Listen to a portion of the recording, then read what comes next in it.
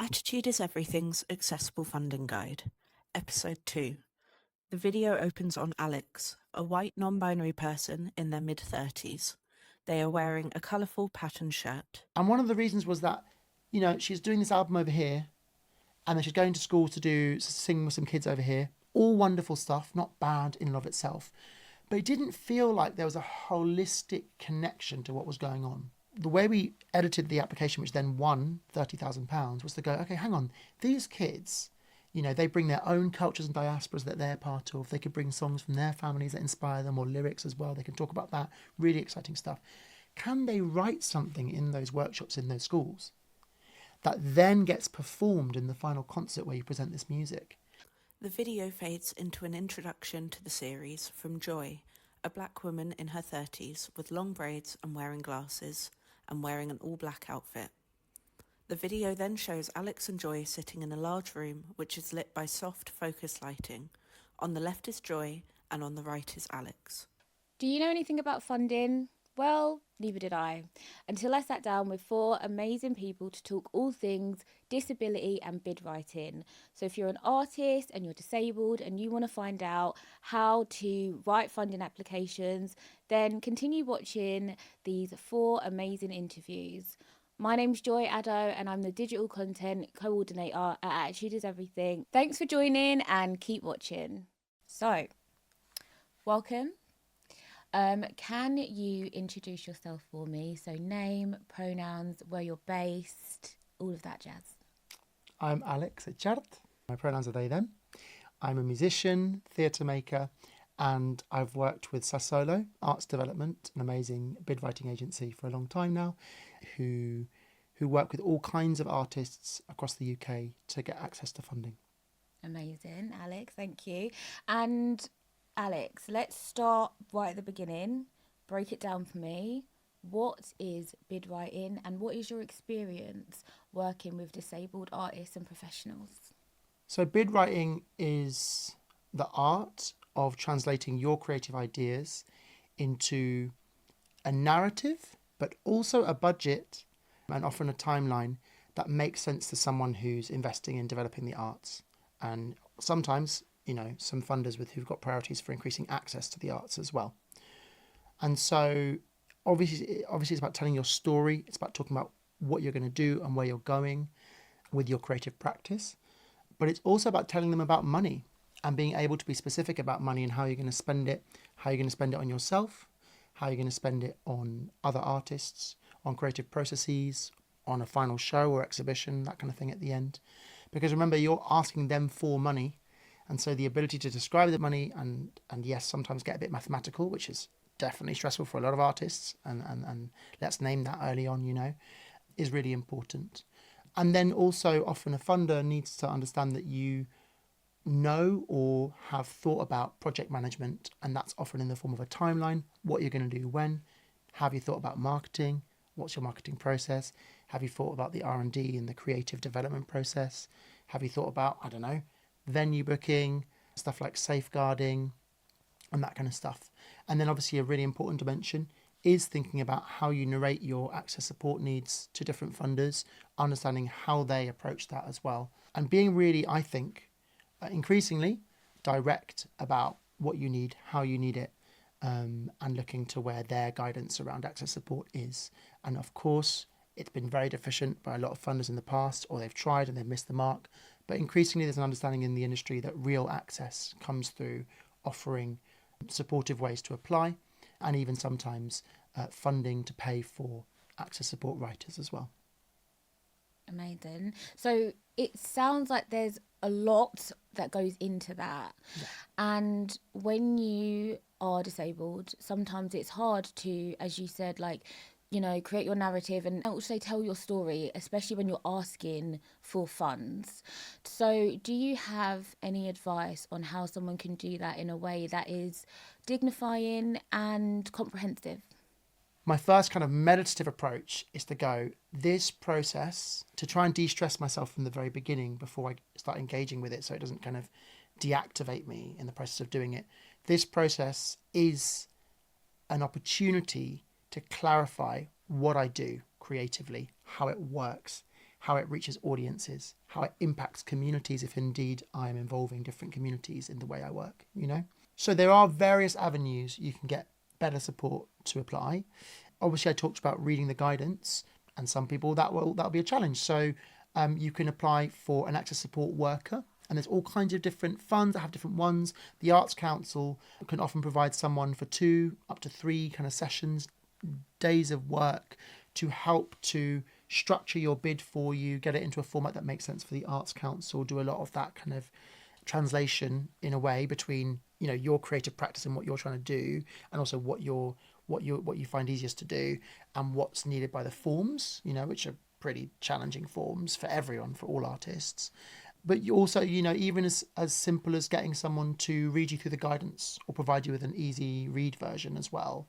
And increasingly, and this is happening, I think it's been pioneered by the human rights funding space, but I'm seeing it more in the arts space as well, is there's video guides on how to apply for starters, so to reduce or remove the reading element. But also they accept video applications. It's becoming increasingly trendy in a good way, I think, in the funding space. So if you're going to apply for extra funds, for example, for access needs as well, the main thing you're going to probably be asked to demonstrate is who that's going to be, or where you're going to get that person, what role they're going to have, and how that's going to support you. Because ultimately, a funder wants to know a project's going to get delivered. They want to know they're going to give you the money, it's going to get spent on some creative stuff, and there'll be results, right? And often a lot of funders understand that the industry is complex, that needs and creativity changes. So they're not going to be like, you've got to give us 10 tracks on the album, or, you know, you're cancelled or taking the money back. If they are investing in access support, or you're describing the kind of needs that you have within your application, and hopefully they've made provisions for that as a basic standard nowadays, they want to know how that's going to ensure that you've got the tools, the support systems around you, the people around you, to make sure you can achieve that project. And very often I recommend, particularly marginalised artists and disabled artists, to really think about getting a producer in for your first project, getting someone else to help like time manage, organise the team, not because you shouldn't be doing that yourself, because, you know, there's all kinds of talents out there, but because having that support allows you to focus on being creative. Yeah. And sometimes it means you've got to cut the pie into a few more parts financially the first time round, but often you end up with a much more powerful project, a much more rounded project, and therefore you end up with like great assets to apply to the next funder or the next opportunity as well. Yeah. What I'm hearing, Alex, from what you've been saying is actually that sometimes it's okay to make mistakes at first when you're applying for funding, because it's a learning experience. And it sounds like you're also saying that you have to be very confident in what it is that you're pitching. And I guess when you speak about explaining your access requirements, it's about, again, having confidence in that and demonstrating that if you have those things in place, it will allow you to be creative as you need to be. Would you say that's a good kind of summary? Because I feel like that's what I was getting from what you were saying. Yeah, I feel like it's a hard thing for me to approach ethically, because I don't want to pretend there's not ableism out there, that these systems are not exclusive, that they're not designed in ways that exclude most artists who are very kind of creative brained and struggle with the maths and the spreadsheets that are required for all these applications, right? Disabled or non-disabled. But I think that the most powerful way to approach the funder is to be direct about what your needs are, what things you're going to find more challenging, and challenge them to explain what their support system in place is, you know. But very often, if I'm really honest, we still rely on our friends and support networks around us. You know, get my friend to check over my budget, get my friend who's good at spreadsheets or works in that kind of realm to come over and check that it's in the format that's being required, you know. If I'm really honest, it sounds a bit like millennial of me, but it is often really worth reading the funding guidance. Because in that funding guidance, they will have how they want the budgets laid out and taking the time and not just kind of scrolling it really quickly. And sometimes funders do just throw applications out of the water. They discount them. They consider them ineligible because the thing's in the wrong format. Or for me, once I applied for my first bid and one date was in the wrong place on a thing and I didn't really understand how it worked. And then they just they wouldn't even accept the application in the first place, despite me spending 3 months of my life working on it. So things are challenging. They're not fair. I've got to say that as a baseline for us to have this conversation. But I think we're in a good place now, more than before, to be really direct with what your needs are. Okay. Expect the funder to explain what their access provisions are going to be. Yeah, and do you know that thing, like, I hope it's the right analogy, but you know that thing sometimes when you've got a medical thing that's like unexpected going on, right? Like you've got an illness or a rash, you don't know what it is. You go into the GP and they talk a lot at you and they talk about all the things and you remember them, but you don't write them down. And then because you're worried about your health, you're thinking about all the implications. What is this rash? I don't know. Yeah. And then you leave and then it all goes out of your head, right? Yeah. I think to those conversations where you're asking about fundamental, like, rights-based stuff around what is the support that's in place, bring a friend so that they write down for you what's being said. And so you've got a document of that so you can then refer back to that as well. I think that's a really worth thing, because also, to be honest, to then hold some funders or opportunities accountable should they not provide the actual support that they're saying they're going to provide. I would say as well, I don't know, depending on the person, some people will use Google Drive or your computer, whatever you use to kind of organise your stuff. Please keep copies of all these sexy blurbs you write about yourself and keep them organised. If you're not a spreadsheet girly, that's fine. Find another way to put them there, But like, I personally get a bit geeky, I'm not going to lie, but I bet everyone would benefit from this in the end, a bit like kind of Mary Kondoing your room. Like, I just have dates on all the applications I've filed. And I just remember, I had a really good bit. Because you know what's really frustrating is every funder asks a different type of question and series of questions. And then you end up having to restructure everything that you wrote for the last one completely differently for the new one. That's a lot of work. It's tiring, it takes time. So if you remember, they asked for a 300-word bio. And that one was really good. And it makes sense. That bio that I wrote, a year ago would work really well for this funder. Go and find it, copy and paste it. Another thing I would like to say to anyone applying for the first time to funding is expanding on patience. Take your time. Give yourself, time to engage with the information, again, whether reading or in video form. Figure out what your plan is. Come up with a creative idea that works for you, that actually matches what the fund is going to be. Now, it's very ironic me saying this because normally we find out about funding deadline 2 days before and then we stay up all night and it's very stressful and not fun. But, your first time, if it says it takes about a month to kind of get stuff in place, give yourself 3 months. Yeah. Because there'll be all kinds of stuff along the way. And sometimes funders ask stuff like, you've got to have the venue confirmed for your final gig. You've got to have the recording studio confirmed. You've got to have the musicians confirmed. And you're like, well, I've got everyone, but I haven't got a bassist. But they still ask you to name a bassist. So that means you've got to spend that time contacting people and lining people up. And if you've read that beforehand, I guess then you know what it is that they're saying that they offer. So I guess it will be easier to then hold them accountable after the fact. Alex, I wanted to ask you, do you have any tips on how people can make their applications desirable, relevant, but also stand out from the rest? Nice. Always root what you are selling. Let's use that kind of crass language, but we are selling, a creative process, project, product in creativity first. Don't just say, it's an R&B album that does this and this. Like, tell them about even if there's like such a little word count, talk about your influences, talk about what it sounds like, talk about what makes your creative process unique, okay? And that can sometimes feel really hard to describe, right? But that's actually part of the challenges about learning, like, a bit like when you come up with your best tagline for your music and you're like, oh, wow, that's really fresh and it's going to get people and it's different. Like, you're doing the same thing to the funder because the funder is sitting there behind a desk, right, reading hundreds of applications a day. Often the bulk of your narrative in your funding application is going to be about showing how what you're doing matches their objectives.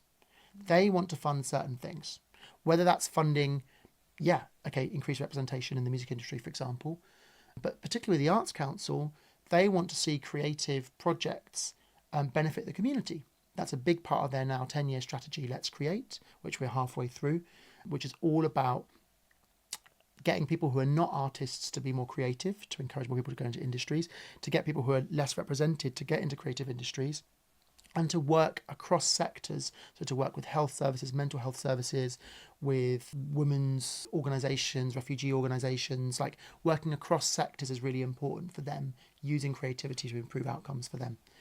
So you need to figure out what does the funder want? What is their objectives, and how can I, and in my opinion, honestly connect, the album I'm doing to that. Yeah. So does this album have a song that relates to a specific community that I'm part of? For example, I'm from part of the South American community. My dad's a refugee, and I've worked with loads of different refugee groups because it feels natural to me, because that's part of the communities I grew up in, right? So this song talks about that experience, and so let's do it like as a workshop in a community centre that I know my friend, used to volunteer at, or whatever the connection might be, and offer that as a creative opportunity for people to learn, in my case, South American folk music for the first time in an accessible, fun, engaging way, right? And that shows that your music or your creativity has an impact outside of just the linear kind of music industry and the linear grind. Because, to be honest, for example, taking the Arts Council as an example, who, I think everyone should try their hand at writing an Arts Council application. It is very hard, but they are the national arts funder, so they are meant to be providing funds for you to do your work. To them, the music industry and you succeeding in the music industry is a commercial realm problem. So for them, when you approach them, you should be coming with the ability to articulate how it's going to benefit the community. Right. So you need to match your outcomes, what you want to get out of this, with what their outcomes are, and find a safe spot in the middle. And that might mean you ask for 30 grand, 20 grand, and maybe you spend 10 grand of it on your actual album that you're working on.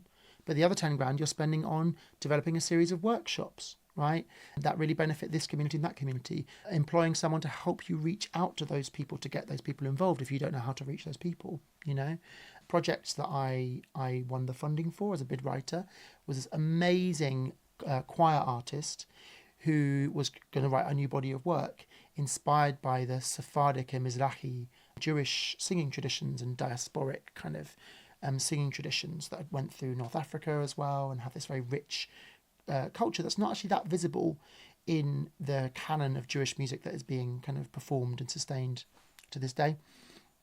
And she went into schools to deliver workshops with young people, and she didn't get the funding the first time. And one of the reasons was that, she's doing this album over here, and then she's going to school to sing with some kids over here. All wonderful stuff, not bad in and of itself. But it didn't feel like there was a holistic connection to what was going on. And the way we edited the application, which then won £30,000, was to go, okay, hang on, these kids, they bring their own cultures and diasporas that they're part of. They could bring songs from their families that inspire them, or lyrics as well. They can talk about that. Really exciting stuff. Can they write something in those workshops in those schools that then gets performed in the final concert where you present this music? And in the end, what was so beautiful about what happened was the kids in 2 different schools wrote their own songs. Mm-hmm. They then got to work with the big choir that was involved in the album, which had like 60 singers or something like that. The big choir learnt the kids' songs that these 10-year-olds wrote, right? These kids got to perform to this huge, 300, 400 person audience, a series of songs. The kids learnt one of the songs from the album. They then got to perform their own songs. 60 singers sang with them. I mean, you got goosebumps. It was so beautiful. And the choir loved learning the songs by the kids. It felt really emotional for them as well, really new experience for them. And so what I'm saying there is the community engagement element, which I think is necessary for a lot of funders, but actually a really beautiful part that opens your own practice. You develop workshop skills that might give you a side hustle that's not just kind of working in a call centre, which all of us have to go through, but actually your side hustle is connected to your practice, and you get to learn like music workshopping skills and that kind of thing, right? But then the story of the project was so hyper connected, and everyone was learning so much, and these kids were getting a chance to perform for the first time, to platform themselves, to learn these ancient Jewish musics that are not very well known, Mm-hmm. So it's a really magical thing, and that for me felt like everything was tied together, not just kind of forced in. Yeah, or added on at the end. Tacked on at the end, exactly. Amazing. Alex, I'm going to put you on the spot a little bit here. Please. are you able to sum up for me in 3 words? Say there's somebody watching this, they want to apply for funding, never done it before, they're nervous, so they're watching this as like a quick guide to be like, okay, can I get any tips? Can I get any advice? Can you give that person 3 words of encouragement? Patience, daring, fabulosity. Love that. Amazing. Thank you. Thank you so much. Attitude is everything. Find out more via attitudeiseverything.org.uk.